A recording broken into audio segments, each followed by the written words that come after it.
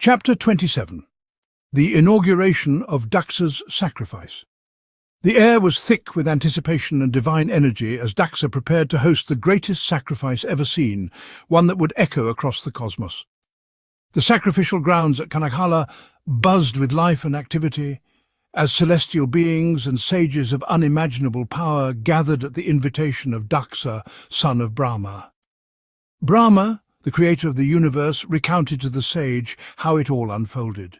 The illustrious assembly included the most revered sages and seers, Agastya, Kasyapa, Atri, Vamadeva, Bhrigu, Dadichi, and Vyasa, each accompanied by their sons and disciples.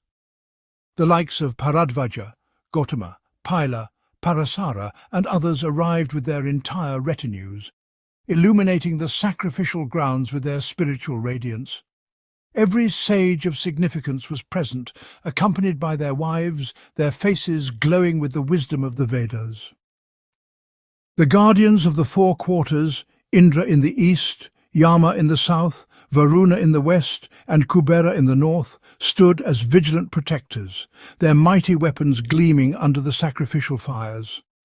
Even the celestial architects, Tvastra, had created grand mansions of dazzling splendor to house the esteemed guests, ensuring that every divine and earthly presence was met with utmost hospitality.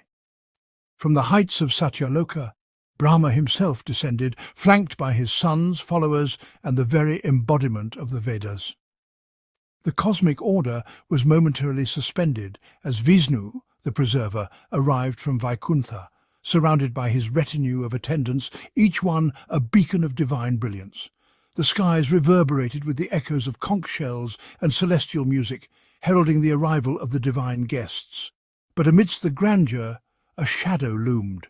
Dakṣa, intoxicated with pride and blinded by animosity, had purposefully left out one significant figure from his guest list, Lord Shiva, the supreme yogi, the one who dances the cosmic dance of creation and destruction. As the sacred rituals began, Bhrigu and other revered sages took their positions as chief priests, Urtviks, while Vishnu himself presided over the proceedings alongside the Maruts, the storm gods.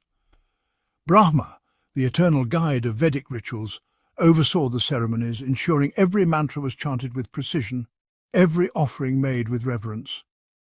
The guardians of the quarters stood as sentinels, keeping watch over the sacrificial grounds. The very essence of the sacrifice, the spirit of yajna, seemed to manifest in a glorious form upon the altar, accepting the offerings with divine grace. The sacrificial fire blazed with 1,000 hues, eager to consume the oblations that would ensure the cosmic balance. The sacrifice was nothing short of extraordinary. 86,000 priests chanted the Vedas with such precision that the air itself seemed to vibrate with sacred syllables. 64,000 Udgatas sang the hymns of the Samaveda, while the celestial sages like Narada acted as Advaryus and Hotas, guiding the rituals with unwavering devotion.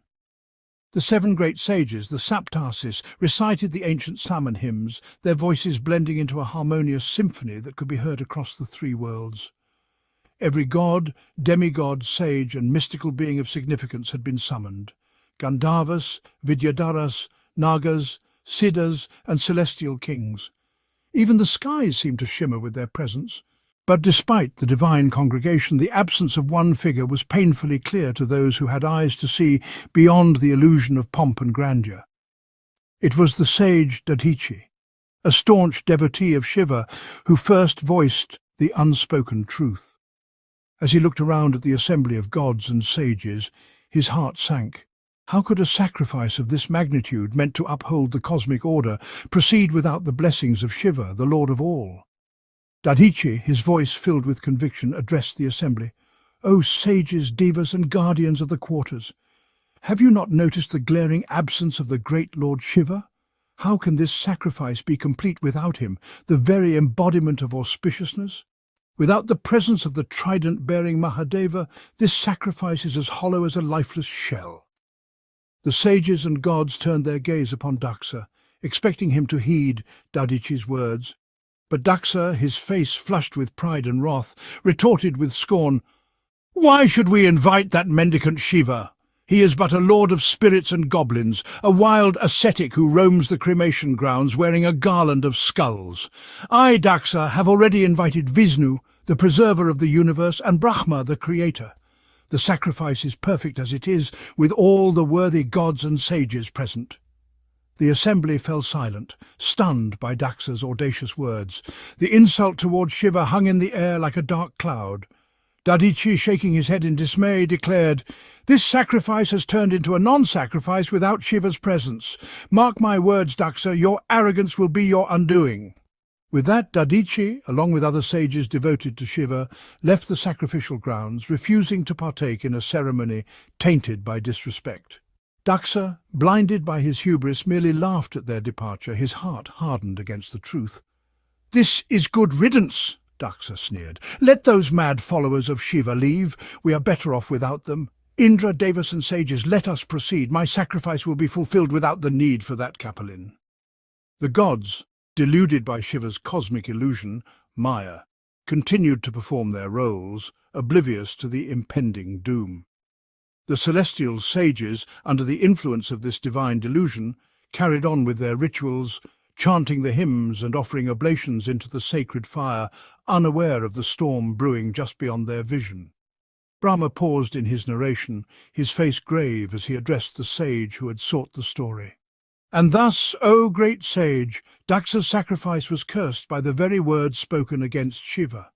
The wrath that he had invited upon himself was not from mortal hands, but from the cosmic forces he so foolishly dismissed.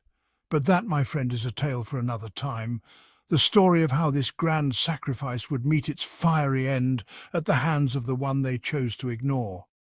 The sage listened with rapt attention, realizing that the seeds of disaster had been sown not by divine will, but by human arrogance.